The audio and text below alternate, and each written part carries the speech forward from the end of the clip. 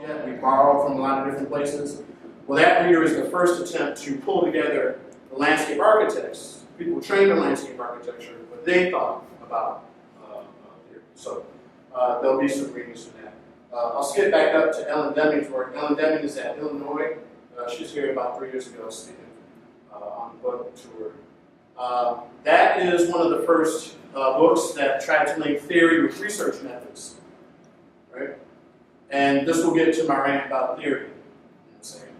But that's a good one. Randy Hester lives in downtown Durham now, retired from Berkeley. Design for Ecological Democracy. Right? So he is one of the reasons actually why I ended up taking a teaching position here. His legacy here in NC State. But for people who are into people side of landscape architecture, which is great. And Charles Wallheim. So good, bad, or indifferent, landscape urbanism isn't going anywhere. And it's informing a lot of the work as we deal with the future of the city. For folks who had the convocation yesterday, the Landscape Architecture magazine has improved. I can recommend it. One that's not listed that I need to is Landscape Journal. You'll get some excerpts from there. That's pretty much our top tier professional academic journal on landscape architecture. So if you want to get a sense of sort of where the leading edge research, at least in our profession, is, that's a good one.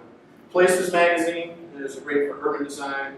Topos covers landscape issues in Europe. Urban Land magazine is from Urban Land Institute. And so for people who are interested in sort of the bigger realm of making change in the built environment, the economics of it, the politics, it's a good example. And a lot of websites. So we'll go through a few of those. So I would encourage you to download it and take a look. Those are optional. In terms of class structure, there will be lectures and discussions. That's about 30% of the grade. We'll figure out a way to get people engaged in some discussions. In assignments, we'll have some short ones that deal with sort of quick hits, trying to apply some of the things we're learning in class together. We'll have some that will go on for several weeks. And there's one capstone, which we'll talk about. This is the last one, which is emergent issue. Each one of you on the last day of class will show a 1-minute video, digital video short about what you think an emerging issue is that we need to pay attention to in terms of landscape architecture. Something that's just starting now, but you can see in the future how it's going to impact. There are many to choose from. So everybody, and I'll teach you all some digital video techniques on how to edit and put that together. Or maybe you should do it. There's policy by absences, I won't get into that. Let's talk about the schedule. This is an introduction and overview. We've got a few minutes left together, and then we'll call it. And we'll begin with week 2, so we can start working on the week 2 readings. That focuses on meaning of landscape and built environment. So there are a lot of different ideas about how people derive meaning from the place around them. And so these are some of the leading folks in that regard, and we'll do a little bit of reflection and discussion there. Week 3, we begin our people in design section. You'll see that these are bundled into a couple of sections. Gives a design process and combines participatory design as a part of the design process. So right now, you all are in school. Most of the time, we work on projects. You're the sole author. You invent in your head what you think people kind of need, and you deliver it.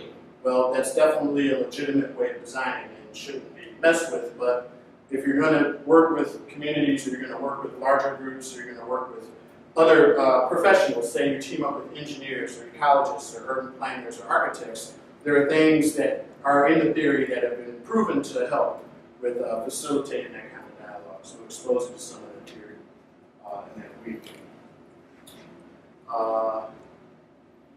Then we dive into perception, right? So we don't all see the landscape the same way, right? It seems very obvious, but when you get into the weeds of your specific design process, you slowly start to design for yourself, how you see the world. So this idea of understanding how other people see the world, the differences, and the tools we can use for figuring that out helps a lot. Behavior, right? In all cases, whether we are designing for people or we are designing for habitats, for the other residents of our planet that aren't people, we are anticipating that when we make moves, it will impact and influence people's behavior. So last year I gave a lecture at UNC where I was on a panel talking about Pruitt-Igoe.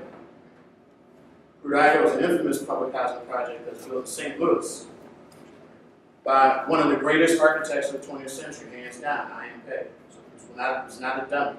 Right? So brilliant people built this place. And it was so horrible that they decided they couldn't fix it. They were just going to blow it up and pretend it didn't happen. That sent off a wave. That was the end in our country of what we call urban renewal. But it's controversial, right? They said that that place was so poorly designed that it made these people act bad. Now think about that. You can make a place that's so horrible that people act like criminals. Do you even believe that? Not so sure. But perception, right, and behavior, they're related. How we see the world, how the world influences our behavior. We change and manipulate that as we design things. We get into a week of draft presentations. So week 6 is a week to circle on your calendar. Because that's where we're going to have some draft, short presentations about your emerging issue, what you choose to identify. I'll give you a brief on it next week, and we'll talk in some detail about what those could be. There's a huge, and it doesn't have to be local, it can be any issue. And we move into landscape ecology principles. Right? How many people have this book? I didn't list this book, but this is another good one. Landscape ecology principles for landscape architects. It's the best $15 $15 on Amazon. Lots of pictures, not a lot of words. So it's really designer friendly. But the beauty of landscape ecology principles, right, is that it borrows from the traditions of applied ecology. It says that you can make some big assumptions about how certain systems are working based on how they look. And not just how they look standing on the site. What you can see standing there, we're looking at aerials, looking at map information. That it won't solve all those issues, you still have to field check things. There are set of principles that are multi-scalar, from site to middle scale to regional scale, where certain things are in a certain visual pattern, it gives you evidence that systems are working in certain ways. It's groundbreaking. But we'll take a stab at that. You all can enjoy fall break. When we come back, we'll talk about ecosystem services, which is another big driver in our profession from the ecology standpoint, which is to say, Core, North Carolina is right behind me. This was the original heart of our campus. Where's the heart of our campus now? Brickyard? Brickyard? You don't know? Do y'all get out of the college much? Working you too hard? Okay. It was the Hunt Library in high school. The Hunt's being promoted as the new heart. Yeah. Interesting. But for us, it's Camp Huffman. Y'all's can't happen? Yeah. I gotta get out somewhere. This is the weekend to get out. Get your free barbecue, walk around campus. See where all the rest of the yahoos are hanging out. That's where the heart is. But the reason I'm bringing up that is that for people who don't know, there are 100 counties in North Carolina. There are 100 trees in the core of North Carolina, each one representing each county. Has meaning in that regard. But there's no way you can get away with that much grass. Fun. Design. Definitely not in 30 years. So when we talk about landscapes, it's not just the beauty and the aesthetic of it anymore. It's like, what can they do for me? It's like a Janet Jackson song. So water, can it hold water, right? Can it create habitat? Can it fix carbon? Can it produce power? Can it grow food? Can it shade buildings? Those are things that we do intuitively, but we don't measure. So with the ecosystem services argument is providing us with tools of how to go back and sort of calculate the impact of what we do in landscape. And then we arrive at landscape urbanism. And so Charles Walheim sort of pioneering the academic wing of it. There are some precedents that we will talk about. Pioneered it after working as an architect in Detroit.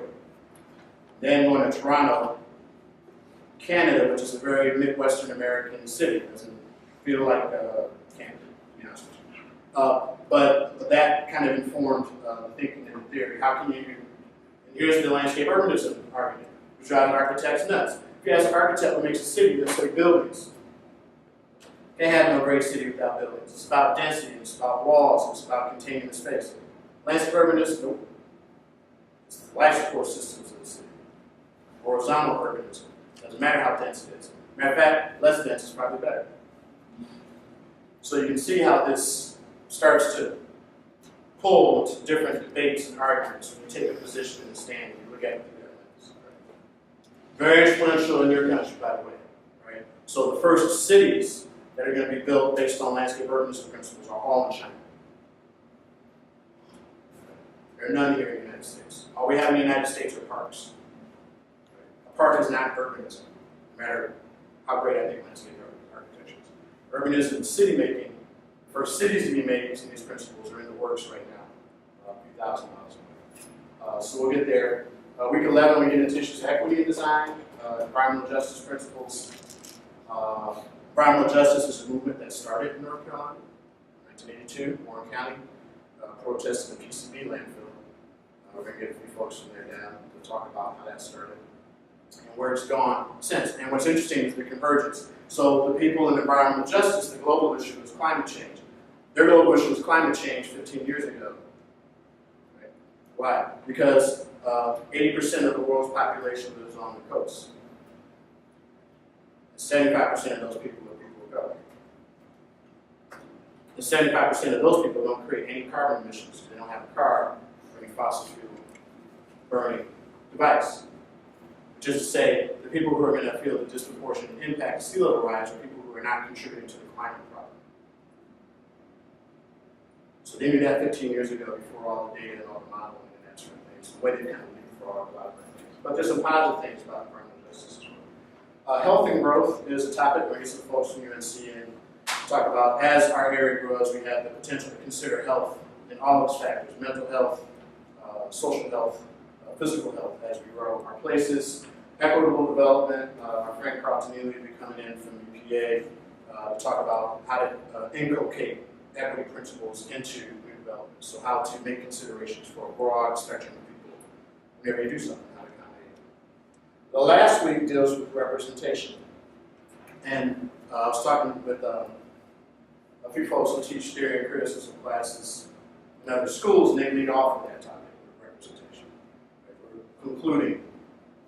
The big issue with this is that how we think about representing ideas matters. Unless you're doing design and build, there's very few ways to help someone see the impact of what you will do. You have to rely on other things. So models, drawings, visualizations in the computer. People have to imagine themselves within your design. It's a matter of trust, right? So here's the thing. If I'm a painter, right, you can make a painting for you, I'll make a little painting first, right? If I'm an industrial designer, design this piano over here, I can make a little toy piano and show you how it works. Matter of fact, Wayne Place used an architecture to simulate how the sun will interact with buildings, builds little tiny buildings, right? Turns out the sun interacts with scale models of buildings exactly the way you deal with big buildings. So we're going to show somebody a big building and show them a little building first.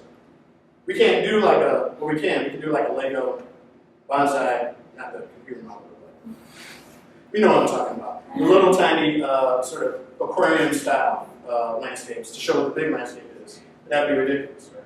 So, but there's a lot of politics of representation. Right? What you choose to show, what you don't. How you choose to show. Who do you think your audience is, right? All your audiences are, whoever your friends are on Facebook, online, whatever firms you want to get hired. What I need to show you and how I need to show it to you so I can get a job. But as you become a professional, your client's going to change. There's different ways that different people see images and react to them. So we'll conclude with that as you move on to the rest of your career. Our Thanksgiving, and then our last day, our series of 1-minute videos. That'll be your part. There we go. Any questions? That's on video. I know. If there aren't any questions, there's only two things I'd like to touch on. Are you sure? You may turn this off.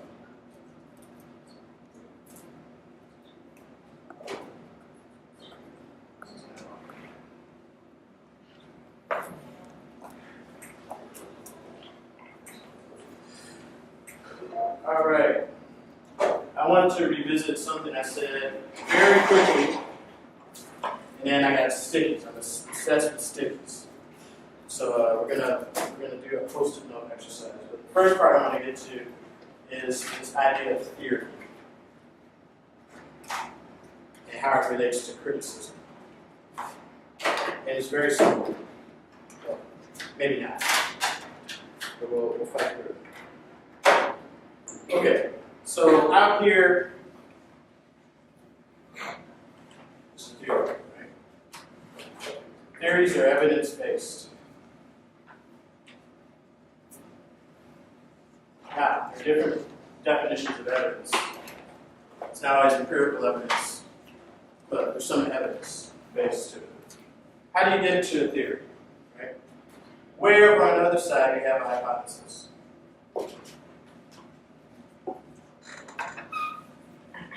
Or a question?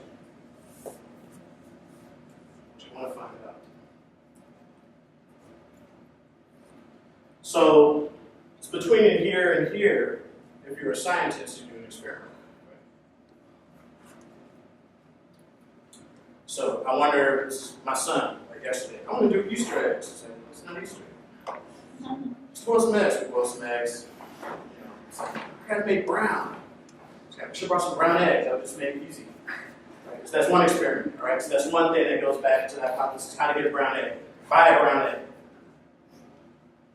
And then you're done. Right? But no, that wasn't what he was looking for. He's like, no, I want to mix this food coloring until I get brown. So he's got all the brown, all the colors out. And he's doing trial after trial after trial. Now, you know, he doesn't know the color wheel yet. Right? We all know the color wheel. How to make brown. Complementary colors. Complementary colors of wood. Does it matter? Red and green. You try red and green. Too much red, and bad experiment. Go back, more evidence. Too much green, and bad experiment. Perfect match. Here. Trial after trial after trial, asking question after question after question. All of that evidence adds up to the theory, so that if someone else had to do it, and had no experience with it, they could follow your footprints. Right? That's why the design development studio is so fun. Pretty straightforward. How you put down a concrete wall, or build a brick wall, or make sure a plant lives or dies hasn't changed much in a couple of thousand years. Ton of evidence. But here's the thing, all right? For us, if we substitute the word design for experiment,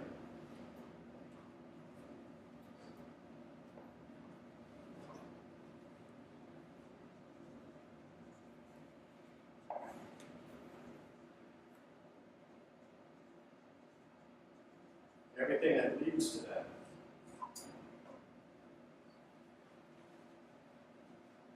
And if we think about things that we can quantify, measure the outcomes for all these trials, trial after trial after trial, then that becomes a theory.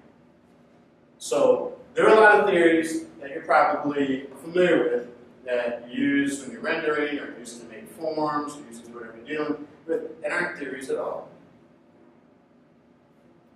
Hypotheses, they're concepts, they're questions.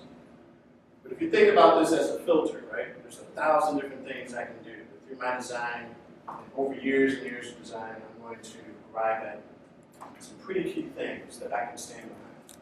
That's how Natural Learning Initiative was born. When they came in, there were all these different attitudes about how children saw the city and how they perceived nature and what the benefits were. It was all this anecdotal stuff, right? A little bit there, a little bit there. After trial after trial after trial, and evidence after evidence after evidence, and design after design after design. Now they have some stuff to stand on. Now they get the big $1 million things. So yeah, that can be any topic, by the way. It could be about people, it could be about ecology, it could be about meaning, it could be about aesthetic. There's no blinders on it, right? It's whatever you think is important. But that's why it's important. So through this process, reviewing what other people have done, looking at cases, right, doing your own original research, hoping to build that pattern. Thinking about every time you design, you're trying to contribute you're making a contribution. Any questions about that?